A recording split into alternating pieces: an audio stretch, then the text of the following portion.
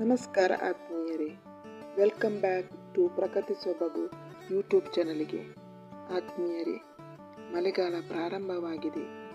ಒಂದಿಷ್ಟು ತರಕಾರಿಗಳನ್ನು ಬೆಳೆಸೋಣ ಎಂದು ಹೊರಟಿದ್ದೇನೆ. ನೋಡಿ, ಇವು ತರಕಾರಿ ಬೀಜಗಳು ಫ್ಲಿಪ್ಕಾರ್ಟಿನಿಂದ ಖರೀದಿಸಿದ ಬೀಜಗಳಾಗಿವೆ. ಸುಮಾರು 30ಕ್ಕಿಂತ ಹೆಚ್ಚು ವಿವಿಧ ಜಾತಿಯ ತರಕಾರಿ ಬೀಜಗಳು ಕೇವಲ 150 ರೂಪಾಯಿಗಳಿಗೆ ಸಿಕ್ಕಿವೆ. ನಾವು ಅಂಗಡಿಯಿಂದ ಖರೀದಿಸುವುದಾದರೆ ಒಂದು ಪ್ಯಾಕಿಗೆ ಸುಮಾರು 10 ರೂಪಾಯಿಯಷ್ಟು ಕೊಡುತ್ತೇವೆ. ಈ ಬೀಜಗಳು ಬಹಳ ಚೆನ್ನಾಗಿವೆ.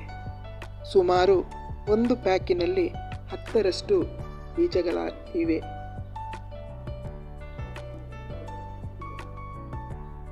ಇದರಲ್ಲಿ ಕೆಲವೊಂದು ಬೀಜಗಳನ್ನು ನಾನು ಬೆಳೆಸಬೇಕೆಂತೇಳಿ ಹೊರಟಿದ್ದೇನೆ. ಯಾವ ರೀತಿ ಈ ತರಕಾರಿಯನ್ನು ನಾನು ಬೆಳೆಸುತ್ತೇನೆ ನೋಡಿ.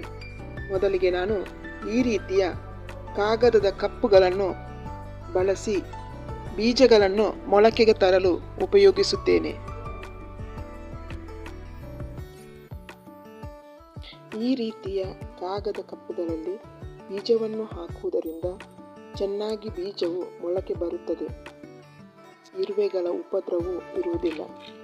ಮೊದಲಿಗೆ ಕಾಗದದ ಕಪ್ಪುಗಳಲ್ಲಿ ಅರ್ಧ ಭಾಗದಷ್ಟು ಮಣ್ಣನ್ನು ತುಂಬಿಸಿ ನಂತರ ಬೀಜವನ್ನು ಹಾಕಿ ಅದರ ಮೇಲೆ ಪುನಃ ಮಣ್ಣನ್ನು ಹಾಕಬೇಕು.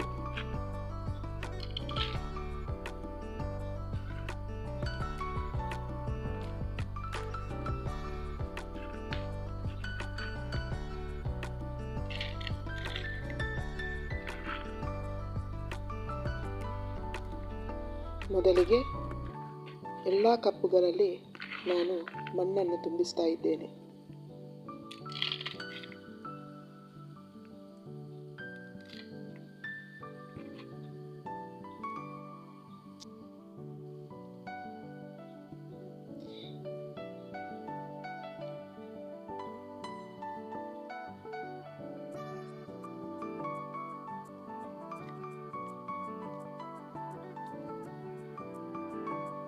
ಕಪ್ಪುಗಳಲ್ಲಿ ಬೀಜವನ್ನು ಹಾಕಿದ ಮೇಲೆ ಕೈಯಲ್ಲಿ ಸ್ವಲ್ಪ ಒತ್ತಿ ಅದರ ಮೇಲೆ ಪುನಃ ಮಣ್ಣನ್ನು ಹಾಕಬೇಕಾಗುತ್ತದೆ.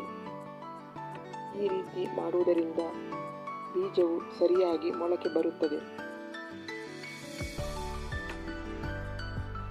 ಯಾವ ರೀತಿ ಬೀಜಗಳನ್ನು ಕಪ್ಪುಗಳಲ್ಲಿ ಹಾಕಿ ಮೊಳಕೆ ಬರಲು ಸಿದ್ಧ ಮಾಡುತ್ತೇನೆ ಎಂದು ನೋಡಿ.